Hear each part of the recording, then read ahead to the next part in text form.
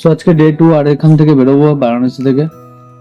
এখান থেকে বেরিয়ে যাব হচ্ছে কানপুর। টার্গেট আছে কানপুর, বা যদি ওয়েদার আর রোড ভালো থাকে তাহলে পালিতে পৌঁছে যাব। তো এখন বাজে হচ্ছে 6:45 প্রায়। তো চলো রেডি হই, আর কথা হচ্ছে রাস্তায় রাস্তায়। মনে হচ্ছে যেন অন্য কোথাও চলে এসেছি, লোকজনই নেই, হয়তো দুই একটা হাতে গোনা গাড়ি দেখতে পাচ্ছি। সকাল কিন্তু অনেকটাই হয়েছে, 7টা বেজে গেছে, 7টা 18, কিন্তু লোকজন সেরকম ভাবে নেই। তো পাকা রাস্তা একদম হু করে গাড়ি দিচ্ছে, সেই এখন তো একটা গান বেরিয়েছে না, মোটর সাইকেল ফুমু, আস্তে আস্তে মোটর সাইকেল ফুমু করতে করতে যাচ্ছে। তো চলে এসছি টোলগেটে। এই টোলগেটটা একটু আলাদা রকম মনে হচ্ছে না, বাড়ি রাস্তার মাঝখানে। বলো তো এটা কোন টোলগেট, কে বলতে পারবে? এটা কোন টোলগেট? লালনগড় টোলগেট। ও, টোলগেটটা মনে হচ্ছে একদম বাড়ির মতো, দেখো সুন্দর করে করা, সুন্দর।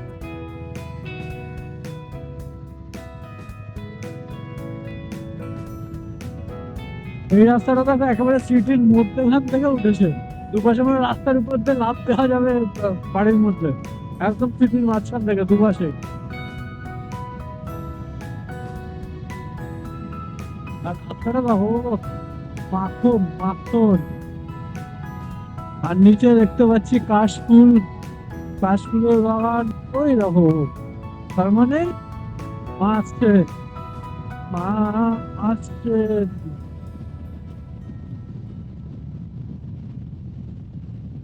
গাড়িও ছুটছে ভাই, রকেট।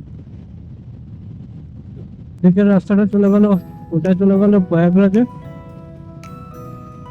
ব্রিজটা দিয়ে চলে যাচ্ছে প্রয়াগরাজ, আর আমি দিক দিয়ে চলে যাবো কানপুর।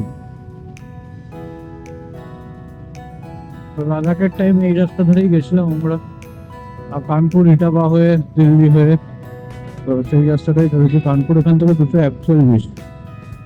চলো, এই রাস্তাটা তো ভালো, আমি যতদূর জানি, মনে যতদূর পড়ছে রাস্তাটা হেভি রাস্তা। সামনের জায়গাটা খুব সুন্দর জায়গা, যে গাছগুলো আছে কিনা, এবং গাছগুলো ছিল হেভি লাগছিল। গাড়ি চলতে চলতে সাইড স্ট্যান্ডের স্ক্রিনটা পড়ে গেছিল, তো ওটা কোনো রকম দেখে নিয়ে এসেছিলাম। তো ওখানে দোকানে দাঁড়ালাম, দেখি পাওয়া যায় কিনা সাইড স্ক্রিনটা, সাইড স্ট্যান্ডের স্ক্রিনটা।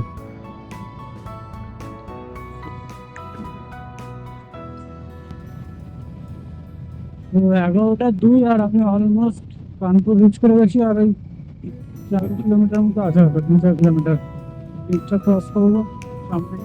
তো দেখি কোথাও এবার ব্রেকফাস্টের জন্য দাঁড়াতে হবে, 11টা বেজে গেছে। তারপরে এখান থেকে দেখবো আর রাজস্থানের পালি কতটা দূর, যেমন আমার টার্গেট পালি যাওয়া, তো দেখি কতটা যাওয়া যায় সেরকম তো দেখতে হবে। পসিবল আজকে চলে যাবো, কন্ডিশন যদি এরকম থাকে, আর যদি ওয়েদার এরকম থাকে তাহলে তো কোনো ব্যাপারই নেই। একটু লেট হবে, লেট নাইট হবে, বাট পৌঁছে যাবো আরাম করে। অলরেডি 320 কিলোমিটারের আশেপাশে চলে এসেছি আজকে। বারাণসী থেকে বেরিয়েছিলাম 7টার সময়, 7টা বাজে 5-7 মিনিট আগে।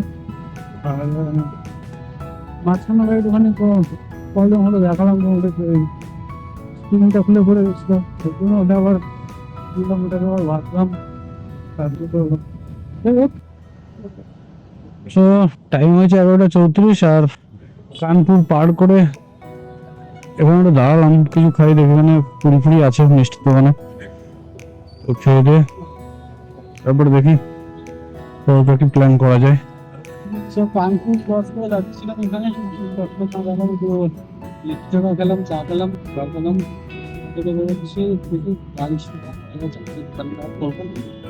টার্গেট আছে জয়পুর বা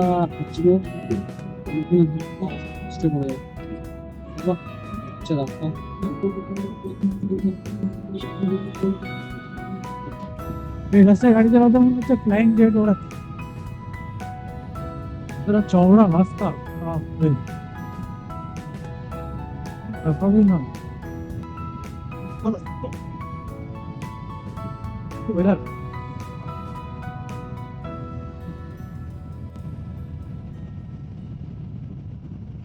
লিওন ফায়ার অনেকদিন ধরে খাতায় আটকে ছিল, ঠিকঠাক চলতে পারছিল না, এবার বলছে আমি পেয়েছি আমার জায়গা। রকেট চলছে, রকেট গর্জন করতে করতে চলছে, গর্জন করতে করতে। ও, কোনো কথা হবে না বস।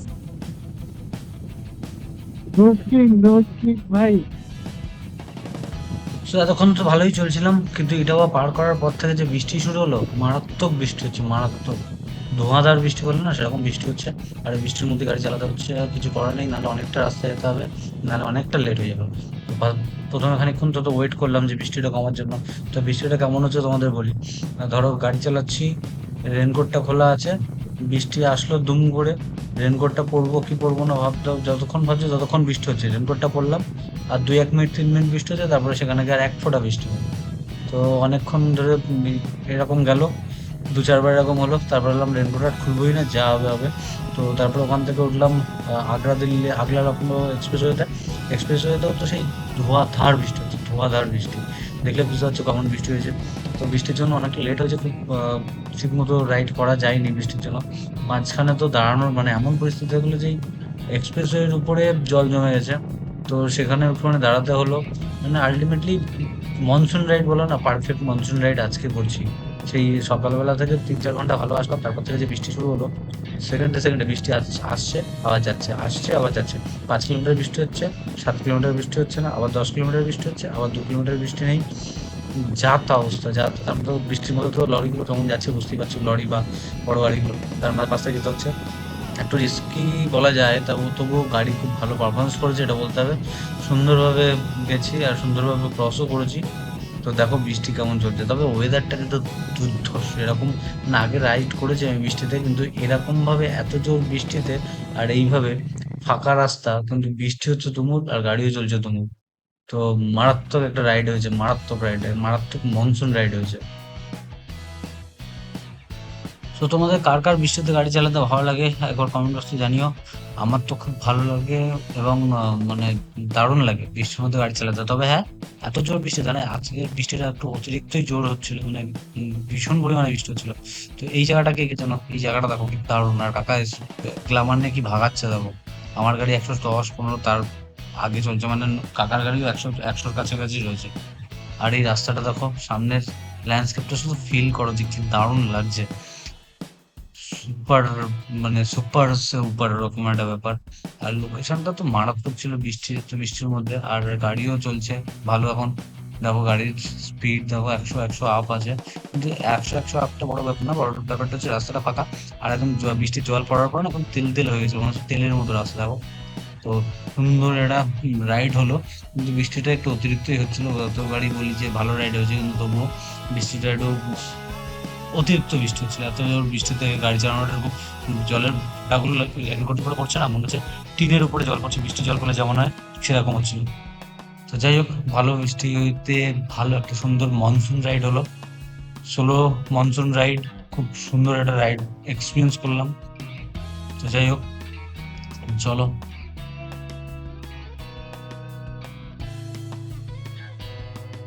সেই হাইওয়ে থেকে আমি নিয়ে নিলাম বাঁদিকে আগ্রার দিকে। এখান থেকে 3-4 কিলোমিটার মতো যাব, গিয়ে তারপরে আগ্রার রাস্তায় ওখান থেকে টার্ন নিয়ে সোজা বেরোবো হচ্ছে জয়পুরের দিকে। তো চলো।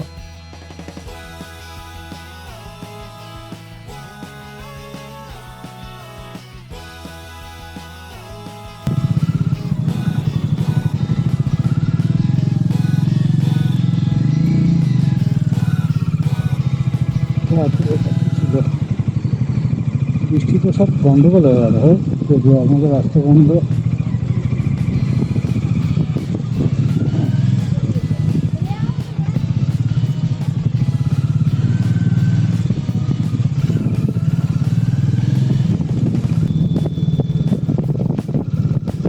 আমার প্রত্যেকটা ট্রিপে এরকম থাকে, রাস্তা থাকলে থাকবেই রাস্তা,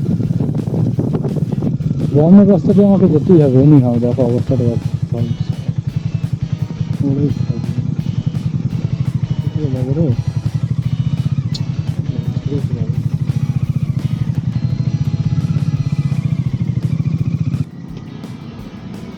রোড কন্ডিশনটা দেখো শুধু একবার। ওয়াটার ক্রসিং এর শেষ নেই, দেখো ওয়াটার ক্রসিং এর শেষ নেই, কত ওয়াটার ক্রসিং নেবো আর। এখানে ওয়াটার ক্রসিং, সামনে কি আছে কি জানো, কি অবস্থা, যাতা অবস্থা তো।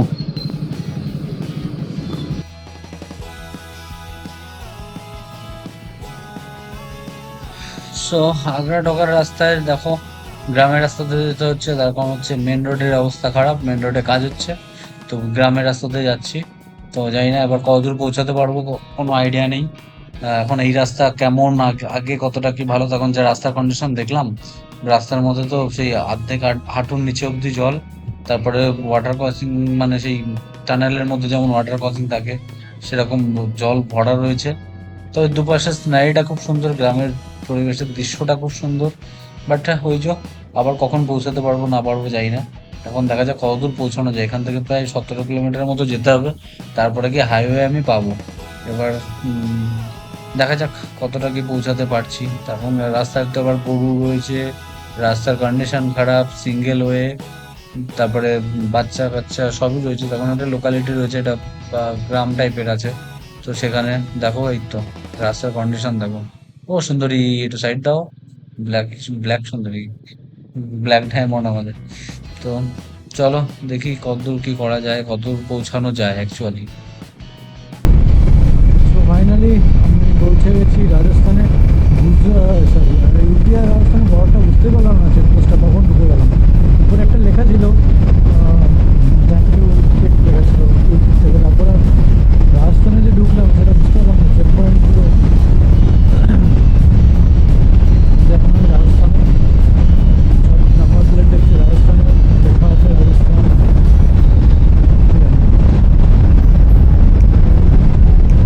চলো, রাস্তা কিন্তু এখানেও এখনো পর্যন্ত ভালো, শুধু এক জায়গাতে একটুখানি সমস্যা হয়েছিল, রাস্তা খারাপ ছিল বলছিলাম, ওর জন্য এতটা লেট হয়ে গেল, প্রায় 2 ঘন্টা কেটে গেল। লোকাল রোড, তারপরে তো খারাপ রাস্তা, এখন দেখছি ওয়াটার ক্রসিং ভর্তি।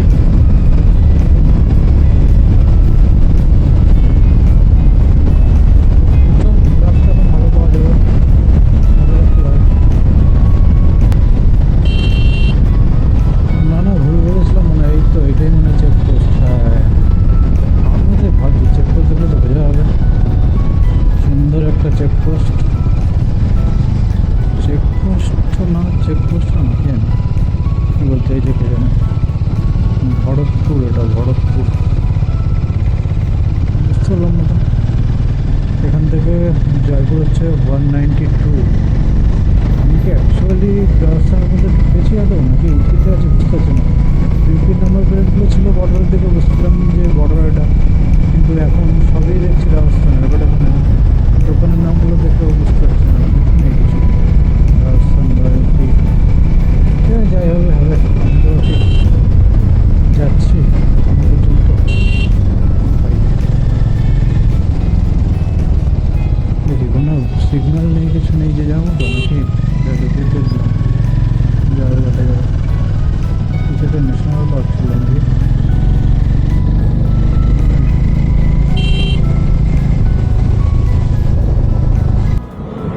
সো এখন বাজে হচ্ছে 5টা 48, আর আমি এখন লাঞ্চ আর ডিনার একবারই করে নেবো মা ভগবতী হোটেল। খুললে দাঁড়ালাম, চলো যদি পাওয়া যায় খেয়ে নিই, খেয়ে বলেছে খেয়ে নিই, বাড়িতে ইনফর্ম করবি। সেই 11টার সময় কথা হয়েছে, ফার্স্টে টেনশনই আছে।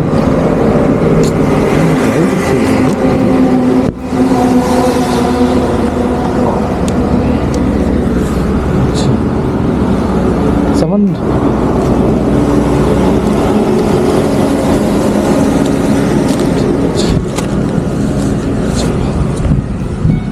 ফাইনালি এসে গেছে আমার লাঞ্চ আর ডিনার একসাথে। পরোটা মিক্স ভেজ, যেটা আমি খাই একই জিনিস। চলো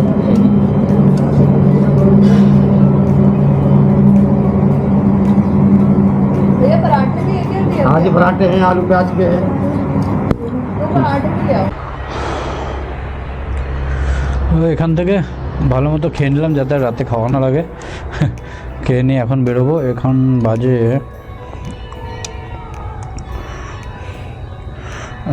হচ্ছে 6:34, প্রায় 1 ঘন্টা, আধা ঘন্টা 40 মিনিট একটা বড় ব্রেক হয়ে গেল। আর আশা করি ব্রেকের দরকার হবে না। এবার সোজা গিয়ে দাঁড়াবো হচ্ছে জয়পুর।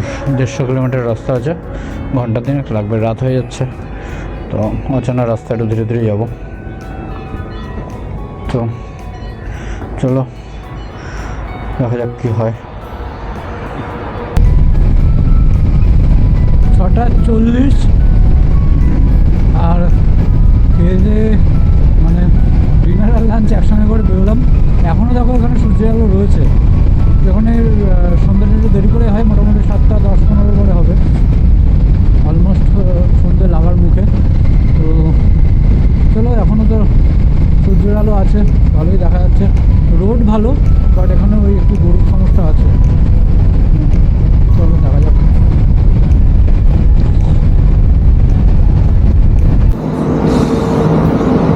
তো রাস্তায় যেতে যেতে আর একটা রাইডারের সঙ্গে দেখা হয়ে গেল, যার বাড়ি রাজস্থান, আর তাদের নাম হচ্ছে दिव्य। तो नाइस टू मीट यू।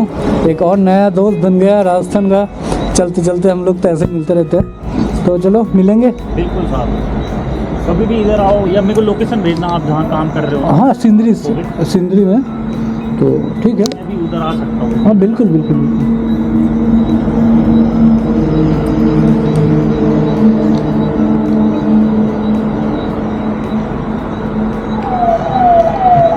এখান থেকে আর 50 কিলোমিটার মতো বাকি আছে আমার। তো চলো, তার সঙ্গে দেখালো, তাই চা খেয়ে নিলাম। চা খেয়ে নিয়ে এবার বেরোই। ভাই চলে যাবো অন্য রাস্তায়, আমি চলে যাবো অন্য রাস্তায়। তো চলো।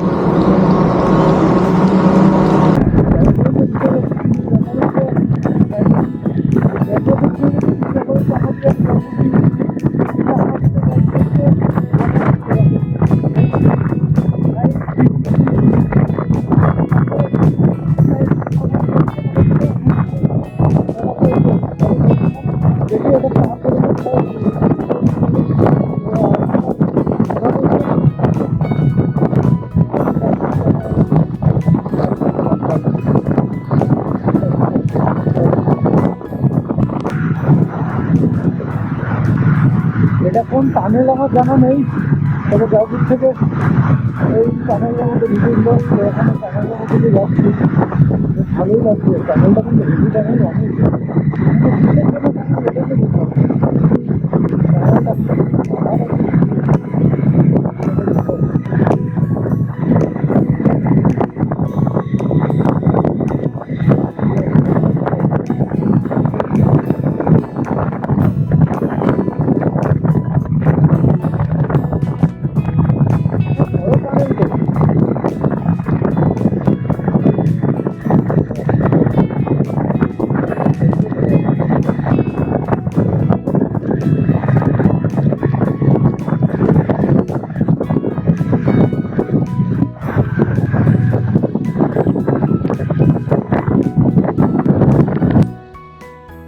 সো ডে 3, আর আমি কালকে ছিলাম এই হোটেলটাতে, হোম বলছি, home place near Jaipur city. তো এখানে ছিলাম। রুমটা দেখো, খুব সুন্দর রুম। দেখো রুমটা দেখো, দারুণ। একটা বড় ওয়াশরুমও আছে, সুন্দর একটা বড় ওয়াশরুম। আর এই হচ্ছে